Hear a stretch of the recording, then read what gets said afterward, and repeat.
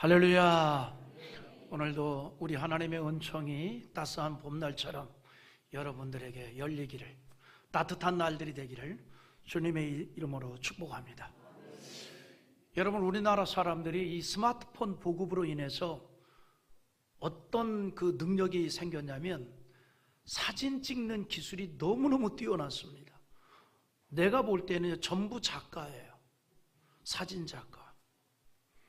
구도 잡는 것도 보통 수준이 넘습니다.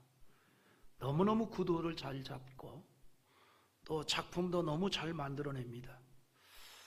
그런데 말이죠, 수많은 그 아름다운 배경, 또 멋있는 배경을 두고 사진을 찍는데 결국에는 그 사진을 찍고 나서 보면 중심이 배경이 아니라 자기 자신이에요. 이러잖아요. 야, 여기 예쁘다, 여기서 찍어주세요. 근데 잘 찍어주세요. 배경은 관심 없어, 나예요.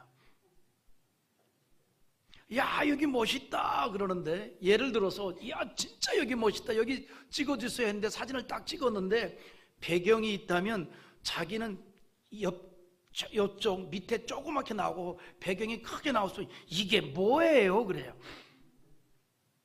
배경이 예쁘다면서, 배경이 멋있다면서, 그럼 배경이 잘 나오고 자기는 좀 작게, 사투리 조금 쓰면 쬐깐하게, 그러면 그렇게 찍어놓으면 이게 뭐예요? 그래요. 멋있다고 하면서, 배경이 좋다고 하면서, 그래서 여기서 찍자고 하면서 결국에는 그 사진의 중심에는 내가 크게 잘 나와야 합니다. 그러니까 사진의 중심은 배경이 아니라 나 자신이 되는 거예요. 내 자신. 이렇게 자신의 모습을 많이 담게 되니 자연스럽게 얼굴과 모습까지도 잘 보이게 하는 무엇가 생겨납니까? 보정하는 다양한 앱이 나오면서 SNS상의 모습과 실물의 차이가 엄청나는 경우가 있죠. 하긴 어느 집사님 잠깐 카페에서 차 마시면서 그러대요. SNS상의 사진을 보고 실물을 만났는데 확 때려주고 싶었다고.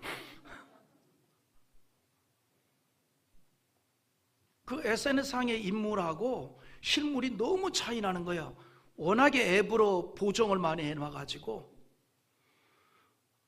아무튼 이렇게 엄청나게 심하게 보정된 사진으로 만든 여건으로 인해서 해외여행을 하기 위해서 한국은 잘 출국을 했는데 입국하는 나라에서 입국 못하는 일도 생겼답니다. 너무 다른 거예요. 이렇게 셀카를 찍는 사람들이 많아지면서 어떤 일이 또 생겨나는 줄 압니까? 자기 인정 욕구가 높아지는 거예요. 자기 인정 욕구가 점점 높아집니다. 가면 갈수록 높아지는 겁니다. 이런 행위 자체가 자기 자신에게만 더욱 빠져들게 만드는 거죠. 사람의 심리 속에는요, 누구에게나 자신을 좀 드러내고 싶고 어필하고 싶은 마음이 다 있지요. 그런데 이 스마트폰의 생활화가 되면서 자기 존재의식이 더욱 강해졌다는 겁니다. 자기 존재의식이 더욱 높아진 거예요. 자기를 드러내고자 하는 그러한 생각들이 더 많아졌다 이 말입니다. 사람들에게 더 나은 나의 존재를 보여주고 싶은 거예요. 하지만 혼자 셀카를 찍고 보정한 사진을 올렸을 때에 그것을 보아주는 사람이 있을 때에 의미가 있지 않겠어요? 보아주는 사람이 아무도 없으면 의미가 없을 겁니다. 아무도 없는 무인도에서 아름답게 꾸민다고 한들 그것은 자기 만족이지요. 그러나 그것도 얼마나 오래 가겠습니까? 우리가 사는 이 세상은요, 내가 중심이 되어서 돌아가는 것이 아니라 함께 묶여서 살아가는 거예요. 이 세상은 내가 중심이 되어서 돌아가는 세상이 아닙니다. 함께 묶여서 살아가는 세상이에요. 그래서 여러분, 이 세상에 혼자만 있다면 죄와 의에 대해서는 기준도 필요치 않게 되는 겁니다. 그 필요 없죠. 만일 어떤 사람이 아무도 살지 않는 무인도에서 혼자 살게 된다면 그는 그곳에서 교통법규도 필요 없고 사회 윤리 도덕도 필요 없습니다. 그곳에서 죄를 지을 수가 없지요. 그렇잖아요. 그곳에서 죄를 지을 수 없다 하여서 그를 의로운 자라고 또한 말하지도 않습니다. 여러분, 사람이 살아가면서 사람과 사람이 함께 살면서 약속을 하고 규칙을 정하고 그것이 기본적 윤리가 될 때에 그 윤리에 비추어 죄가 있고 의가 있잖아요. 윤리적인 면에서 죄와 의는 사람들이 모여서 문화가 형성될 때에 규정되어지고 만들어진 겁니다. 그러므로 어느 나라든지 문화에서 형성된 죄와 의에 따라서 어떤 사람의 행동은 죄가 되고 어떤 사람은 의로운 사람이 됩니다. 때문에 앞서 말했듯이 무인도에서 혼자 사는 사람은 혼자이기 때문에 스스로가 기준이 되어서 죄인도 의인도 아닐 수 있다는 얘기입니다. 그런데 성경에서 말하는 구원과 연관된 죄와 의는 그런 차원의 것을 말하는 게 아닙니다. 그런 차원의 것을 말하는 게 아니라 이 말입니다. 성경에서 말하는 죄와 의에 대한 분수령은 오직 예수 그리스도입니다. 시편 1편을 보면 의인과 악인을 대비해서 말합니다. 의인의 길과 악인의 길을 말했는데 그 결말은 서로 전혀 다른 곳에 있게 된다는 거예요. 의인과 악인이 한때 같이 섞여 있을 수 있지만 그러나 결말은 서로 전혀 다른 곳에 있다는 거죠. 그것이 어디입니까? 천국과 지옥입니다. 일반적으로 의인은 윤리 도덕상 올바른 행실이나 참됨에 경건하고 정직한 사람을 말합니다. 상대적으로 악인이나 혹은 죄인은 그와 반대되는 것을 말하겠죠. 그러나 성경에서 말하는 구원과 연관된 의인은 세상에서 말하는 윤리와는 다른 차원을 말하고 있습니다. 성경은 이 땅에서 살아가는 모든 인생을 죄인이라 말합니다. 누가 그렇다 그러죠? 착하게 살아보려고 교회 갔더니 여기저기 맨 죄인들만 있다고. 예수님께서 이 세상에 오신 목적에 대해서 이렇게 얘기합니다. 나는 이 땅에 죄인을 부르러 왔노라. 누가복음 5장 32절에 내가 의인을 부르러 온 것이 아니요 죄인을 불러 회개시키러 왔노라. 여러분, 예수님의 이 말씀이 전제하는 것이 있습니다. 인간은 죄인이라는 거예요. 사회윤리적으로 사람들이 의로운 자라고 칭하여도 그도 죄인이라는 겁니다. 그도 죄인이다. 그러므로 로마서 3장 10절에 기록된 바 의인은 없나니 하나도 없으며 이렇게 말합니다. 그러나 예수님 시대에 스스로 의인이라고 하는 자들이 참 많았어요. 나는 의로운 자다. 나는 의인이다. 누구냐면 바리새인들입니다. 그들은 자신들은 의로운 자들이라고 하면서 상대적으로 의롭지 못하다고 여기는 사람들을 멸시했습니다. 요즘으로 말하면 이런 거예요. 나같이 신앙생활 잘하는 사람이 어디 있겠는가? 그리고 그것이 반추되어서 저렇게 신앙생활하면 복을 받겠나 하고 멸시를 하는 거예요. 옆에 있는 분들 쳐다보면서 한마디 합시다. 사랑합니다. 여러분, 사랑은 여러 가지 것이 합쳐진 종합 예술이에요. 그 사랑의 요소 중에 뭐가 있는 줄 알아요? 존중이 있습니다. 그래서 사랑은 존중하는 거예요. 사랑은 존경해 주는 겁니다. 부부간에도 사랑을 하면 존중해 주는 거예요. 친구간에도 사랑하면 친구들끼리 무례히 행치 아니하고 존중해 주는 겁니다. 멸시하는 게 아니라 이 말이죠. 당시에 예수님 당시의 바리새인들은 자기들은 의로운 자라고 합니다. 그리고 자기들의 기준점에 도달하지 못한 자들을 마구잡이로 멸시를 했어요. 그러므로 예수님께서 스스로 어렵게 여기고 다른 사람을 멸시하는 사람들을 비유를 들어서 책망을 합니다. 누가복음 18장 9절에 또 자기를 의롭다고 믿고 다른 사람을 멸시하는 자들에게 이 비유로 말씀하시되, 자기를 의롭다 여기고 상대적으로 다른 사람을 멸시했다는 겁니다. 여러분, 우리가 신앙생활을 열심히 하는 거 아름다운 일이고 하나님 중심으로 살아가는 거 귀한 일입니다. 그러나 그것은 나와 하나님에 관한 문제로만 국한해야 합니다. 이거를 기준점 삼아서 거기에 도달하지 못하는 자들을 정죄하고 멸시하는 근거가 되면 아니 된다 이 말이에요. 여러분, 그래서 나는 생각해 볼 때 믿음 생활 잘하는데 그렇게 형편없는 신앙생활하는 자에 대해서 조금이라도 멸시하는 마음이 생겼다면 이거는 교만도 보통 큰 교만이 아닙니다. 우리는요, 신앙생활을 잘하면 잘할수록 예수 그리스도의 보혈의 은혜 속에 사로잡힐 수밖에 없고 그 은혜의 감격밖에 없는 거예요. 누구를 무엇라 탓할 수 있는 자가 아니라 이 말이에요. 그런데 자기를 의롭다고 믿고 다른 사람을 멸시하는 자들이 많이 있었다는 얘기입니다. 성경이 우리에게 전제하는 것은 사람은 스스로 구원할 수 있는 의로움이 없다는 것을 말하고 있습니다. 그래서 대속의 제물이 필요했고 예수님이 십자가에 달려야만 했습니다. 우리는 십자가를 지시고 대속 제물이 되어 마침내 하나님의 의를 이루신 예수 그리스도로 말미암아 의롭다 칭함을 얻었습니다. 이 말이 무슨 말이냐면 의로운 자가 아니라 의롭다고 불림을 받았다 이 말입니다. 의롭다 불림을 받았다. 실상은 의롭지 못하지만 의롭다고 인정을 받았다 이 말입니다. 우리는 죄인이었지만 의인으로 인정을 받았다 이 말입니다. 예수를 믿는 자에게 베풀어 주시는 하나님의 주권적 은혜인 줄 믿습니다.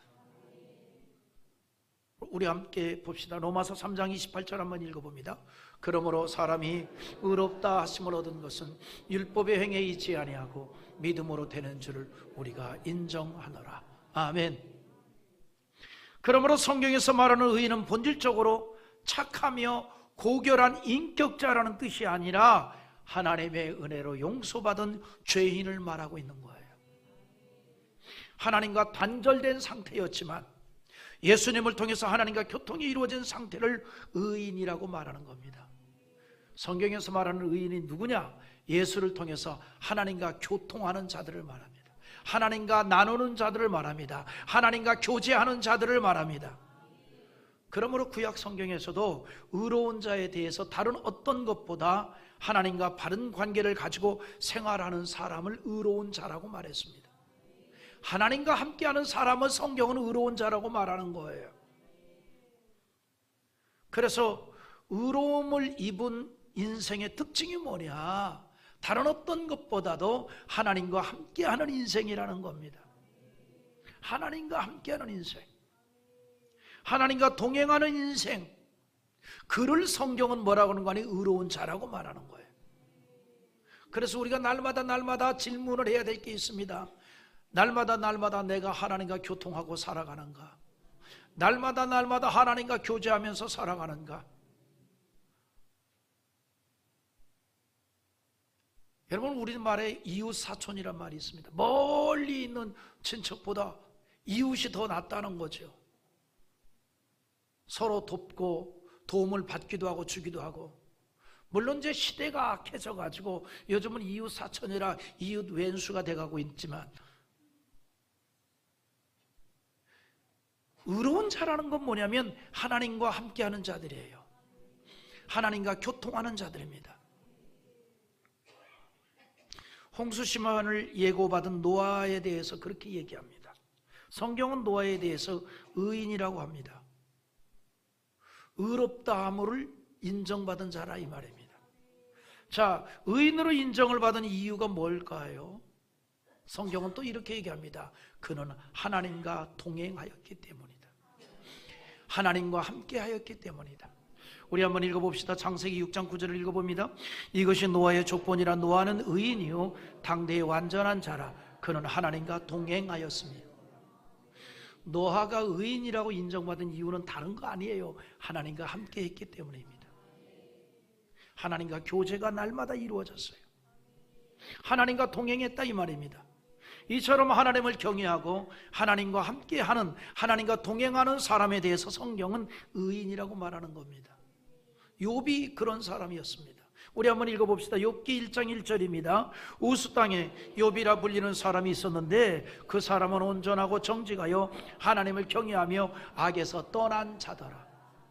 할렐루야. 항상 하나님과 동행합니다. 항상 하나님을 경외합니다. 이런 사람은 성경은 의인이라고 말하는 거예요. 그러므로 여러분, 우리가 예수 그리스도를 영접한 그 순간 우리는 의인이 되었습니다.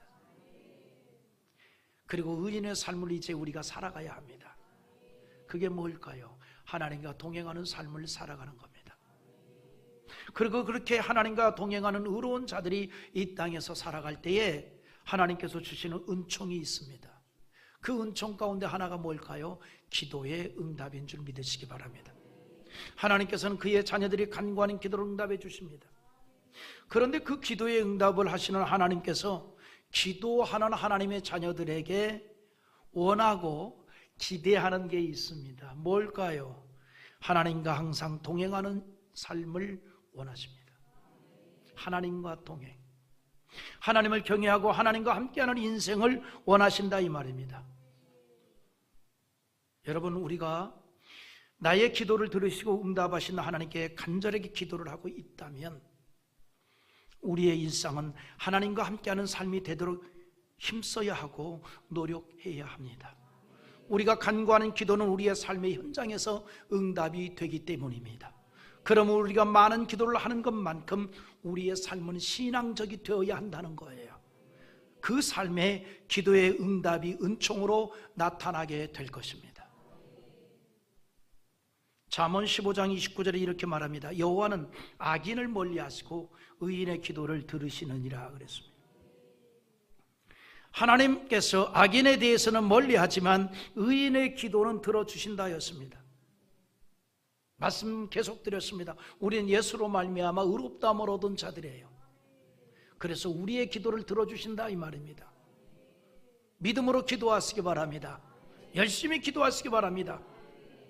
하나님께서는 우리에게 기도하는 특권과 응답받는 특권을 주셨습니다.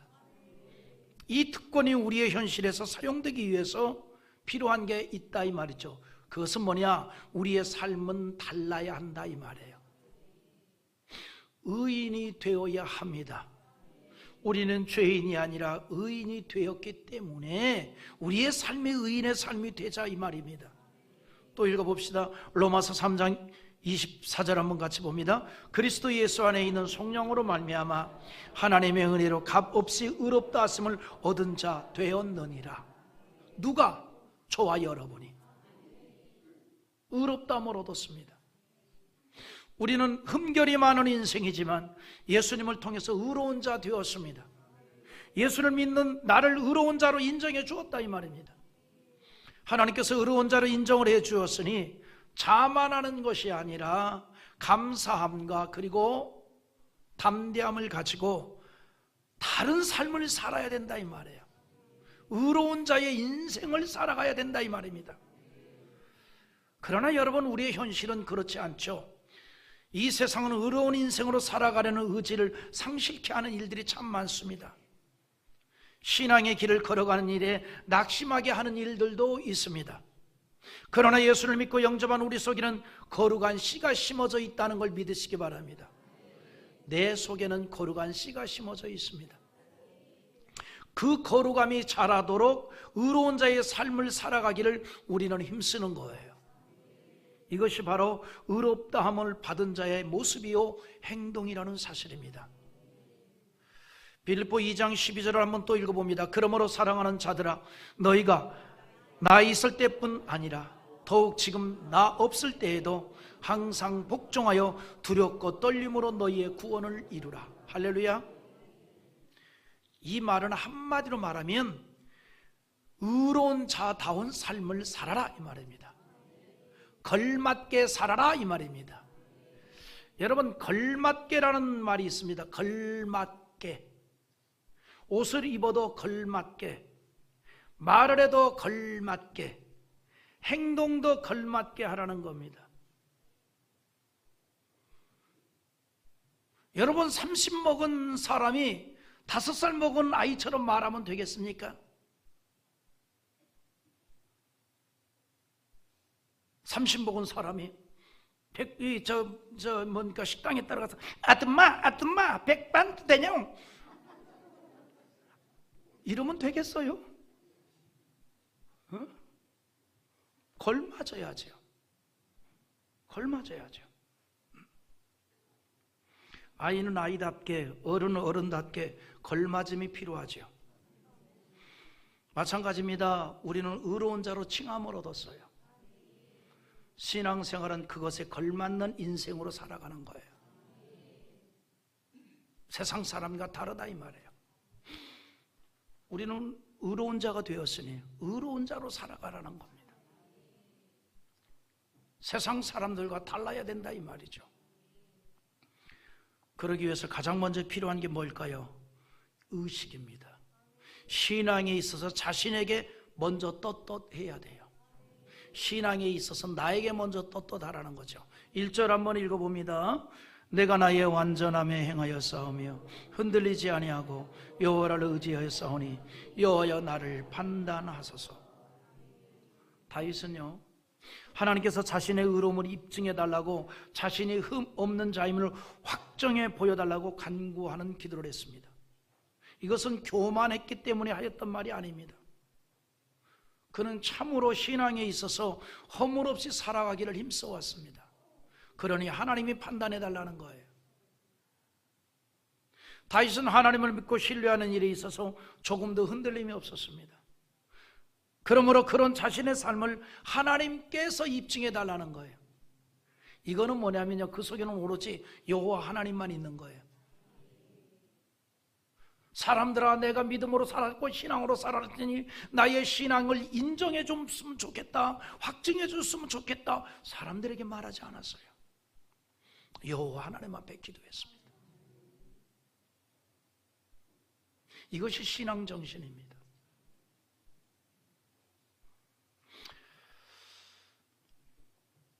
그래서 자신의 삶을 하나님께서 입증해 달라고 기도한 거예요. 하나님은 중심을 보시는 하나님이라는 걸 그는 믿었기 때문입니다. 내 중심을 보시는 하나님. 신앙에 있어서 그는 당당했습니다. 물론 이 말이 어떻게 보면 교만일 수도 있습니다. 자기 자신의 의로움을 말하는 것처럼 들릴 수도 있습니다. 그러나 그는 이것을 사람들에게 얘기한 게 아니라 하나님께 기도했다는 거죠. 하나님으로부터 인정받기를 원했던 겁니다. 그리고 중요한 거는 그 같은 신앙을 하나님은 인정했다는 거예요. 하나님에 대한 믿음을 인정했고 그의 의로운 신앙을 인정했습니다. 날마다 하나님과 동행하는 그러한 삶을 인정해 주었던 거예요. 하나님과 동행하는 인생을 살아가는 우리는 나의 신앙이 하나님으로부터 인정을 받아야 합니다. 그리고 하나님으로부터 인정을 받기 전에 먼저 필요한 것은 자기 자신에게 인정을 받아야 합니다. 자신의 양심의 거울을 통해서 인정받은 자의 모습으로 비추어질 수 있어야 한다는 사실입니다. 신앙은 먼저 나 자신과 하나님과의 문제입니다. 내 스스로가 인정이 되고 하나님으로부터 인정을 받는 겁니다. 그 일을 위해서 하나님께서 신앙 양심을 주었습니다. 이 양심을 통해서 믿음을 지켜나가는 거예요. 그래서 믿음이 파선을 당하지 않도록 착한 양심을 가지라고 성경은 말하고 있습니다. 디모데전서 1장 19절에 믿음과 착한 양심을 가지라. 어떤 이들은 이 양심을 버렸고 그 믿음에 관하여서는 파선하였느니라고 했습니다. 그런데 다윗은 착한 양심에서 하나님께 호소를 하였습니다. 하나님 앞에서 당당했던 것입니다. 자신을 살피고 시험해 보라 그랬습니다. 2절을 한번 다 같이 읽어봅니다. 여호와여 나를 살피시고 시험하사 내 뜻과 내 양심을 단련하소서. 할렐루야. 여기에서 말한 자신을 살피고 시험하라는 것은 중심을 보시는 하나님께서 마음을 조사하라는 거예요. 자신의 마음 깊은 곳까지 살펴보라는 겁니다. 늘 하나님을 바라보면서 항상 말씀 가운데 행했던 자신을 살펴보고 시험해 보라는 거예요. 그리고 선한 양심으로 단련되도록 지켜달라고 간구하고 있는 겁니다. 다윗은 오늘 말씀과 동일한 고백을 자주 했어요.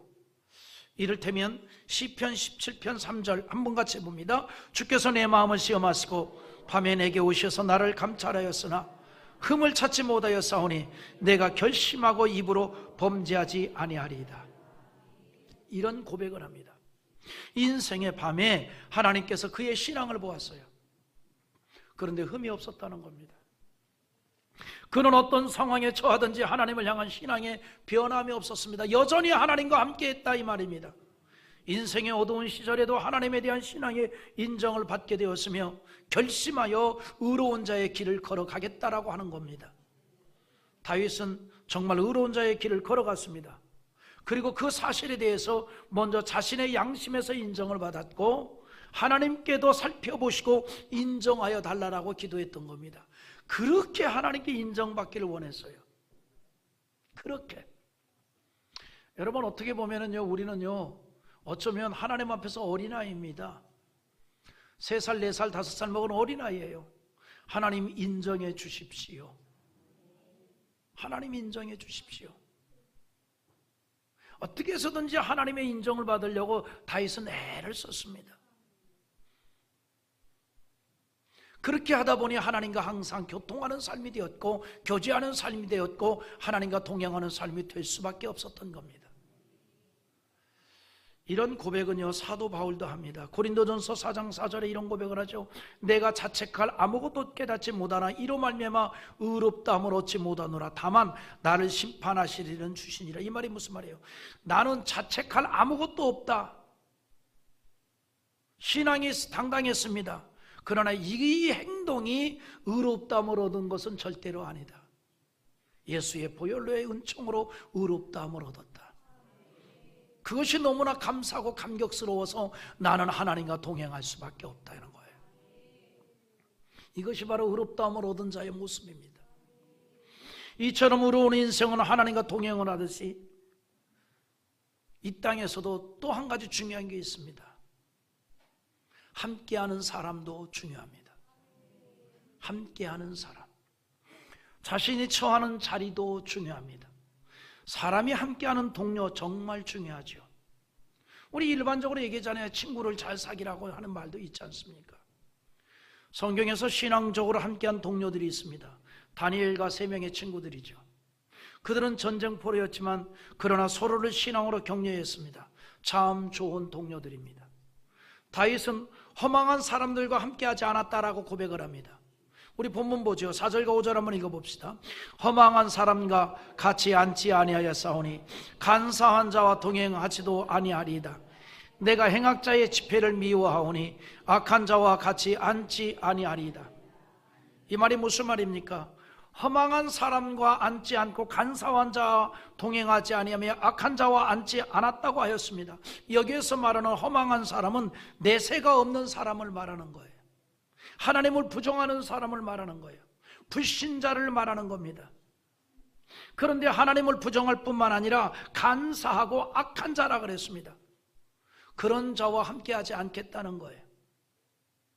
여러분, 그래서 우리가 하나님과 동행하는 게 의로움이었듯이 이 세상에서도 누구와 함께 하느냐라고 하는 게 정말 중요한 문제입니다. 시편 1편 1절에 이렇게 말합니다. 의로운 인생으로 복을 받는 사람에 대한 이야기인데 같이 읽어봅니다.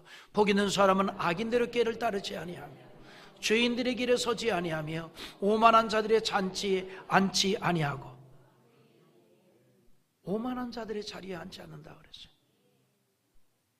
그래서 누구와 동행하는 것도 정말 중요합니다. 다윗은 하나님의 교훈을 따라 사악한 자들과 함께하기를 거절했습니다. 하나님이 보여주신 뜻을 따라 신실하게 살았고 무엇보다도 하나님과 함께하기를 기뻐했다는 사실입니다. 다윗은 사악한 자들과 함께하기보다는 오히려 주님의 길을 찾는 자를 찾는 것을 더욱 즐거워했고 기뻐했어요. 우리 6절과 7절 또 읽어봅니다. 여호와여, 내가 무죄함으로 손을 씻고 주의 제단에 두루 다니며 감사의 소리를 들려주고 주의 기한 모든 일을 말하리이다. 여기 손을 씻는다는 것은 성소에 들어가기 전에 하는 예식을 말하는 겁니다. 정결 예식 중 하나입니다. 이 말은 다윗이 성전을 찾을 때 정결함으로 거룩한 자의 모습으로 성전을 찾았다는 겁니다. 그리고 주의 제단을 두루 다녔다 이렇게 말합니다. 그러면서 그가 한 일이 있습니다. 감사의 노래를 부르고 감사의 기도를 하면서 두루 다녔습니다. 하나님의 성전을 사랑하였고 그곳에서 모든 것을 기뻐하고 즐거워했습니다. 그곳에 머물기를 기뻐했다 이 말입니다. 다윗은 하나님과 함께하기를 기뻐하고 하나님의 성전을 찾는 것이 그의 일상이었던 거예요. 주의 전을 사랑했습니다. 하나님에 대한 사랑을 그의 집을 즐겨 찾는 것으로 보였다는 겁니다. 8절에서는 이렇게 말하죠. 여호와여, 내가 주께서 계신 집과 주의 영광이 머무른 곳을 사랑하오니 라고 말합니다.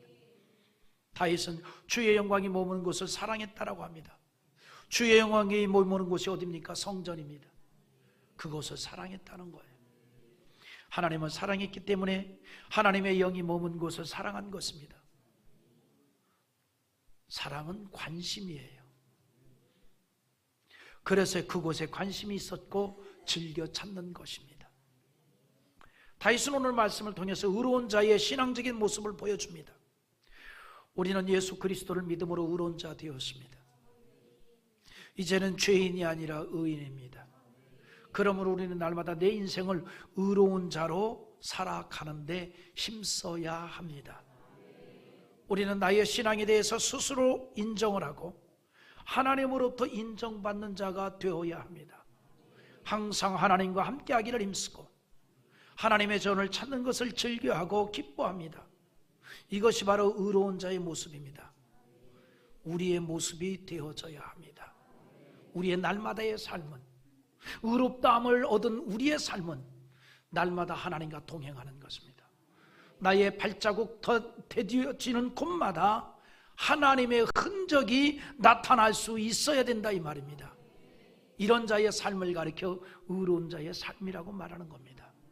우리의 삶에 그런 하나님의 은혜의 역사가 나타나는 그런 삶의 발자국이 이루어지기를 주님의 이름으로 축복합니다.